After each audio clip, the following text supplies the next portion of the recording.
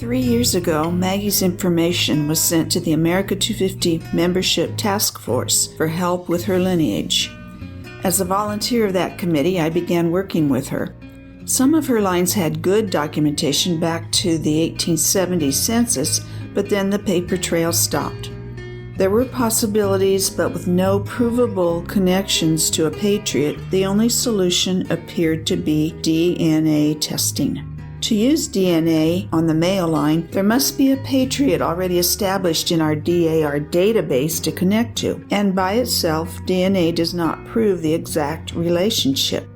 Documentation to support the DNA results is also needed to prove a father-to-son link.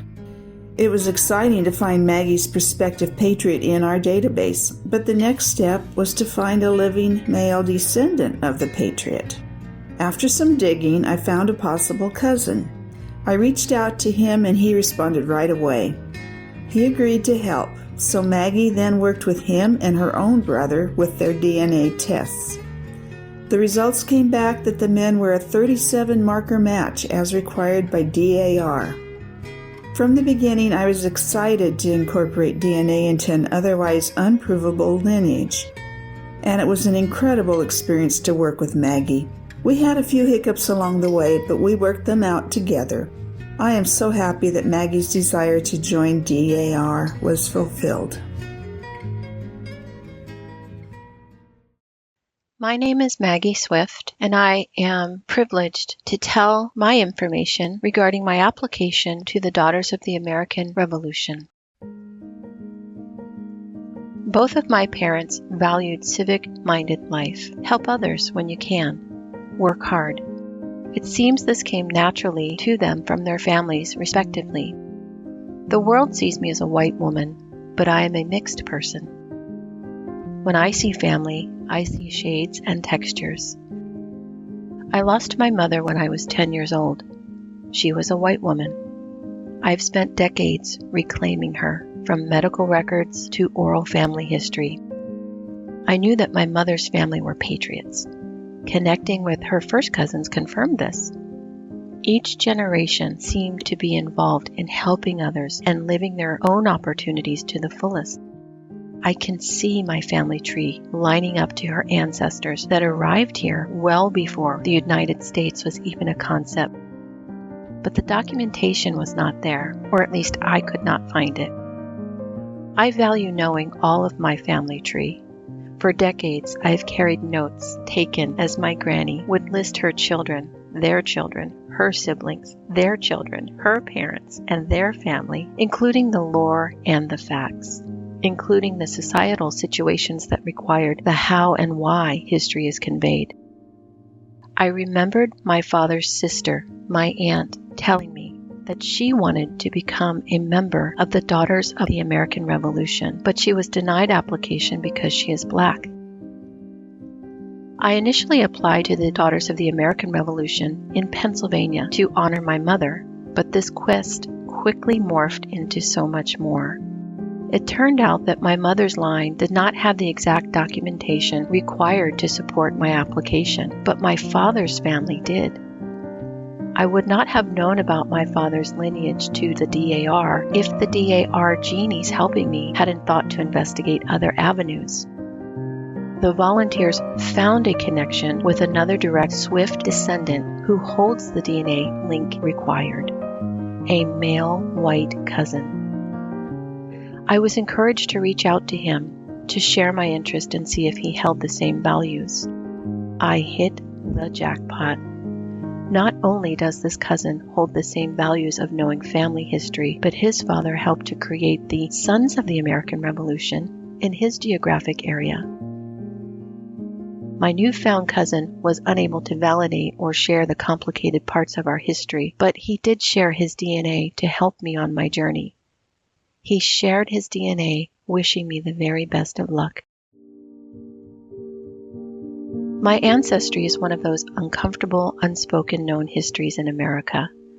My Swift Patriot line was absolutely on paper, and horrifically so. Mine is the type of history that isn't discussed outside of the family. My white Swift ancestors were absolute patriots.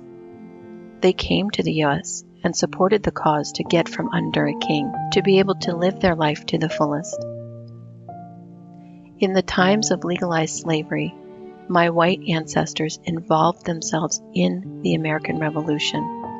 They also participated in the use of owning slaves for personal family growth. There was absolute exploitation and abuse and harm by my family onto my family. And even if every day didn't bring physical cruelty, the system must have been morally crushing.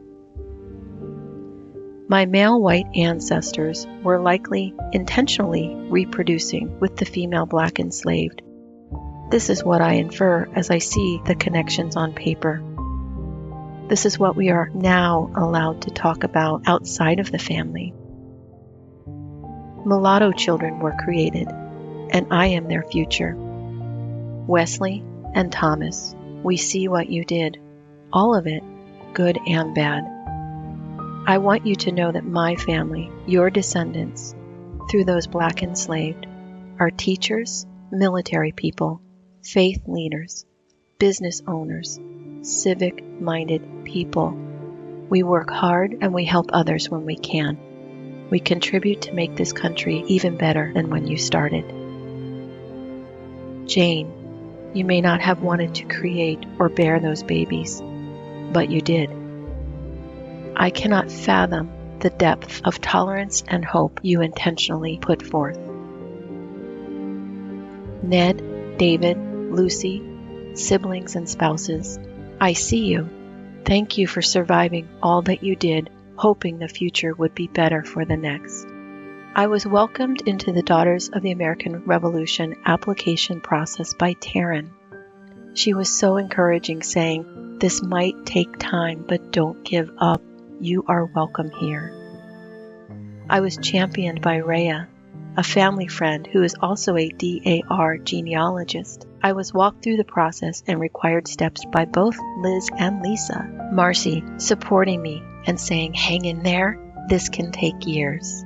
And my sister-in-law Nancy sharing her victories and setbacks trying to establish on paper her own lineage. It can be highly emotional to know what you know, but finding the resources that puts credibility on the table is tedious work. And it takes a team. It takes special talent and interest. This is what sets the Daughters of the American Revolution apart from other societies and clubs. Admission is research-based, requiring technical review and confirmation.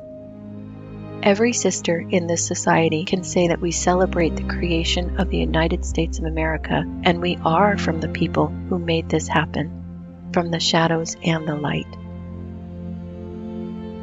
I reached out to the chapter in my own town, Yuma, to do service work. I was enthusiastically welcomed into the Yuma meeting by Carolyn to join open activities and more. It will be my privilege to work with others who value the beautiful and the ugly, wins and losses, accomplishments and defeats that our families went through to establish our country. The bravery and dedication it required is not lost on me, from everyone who gave.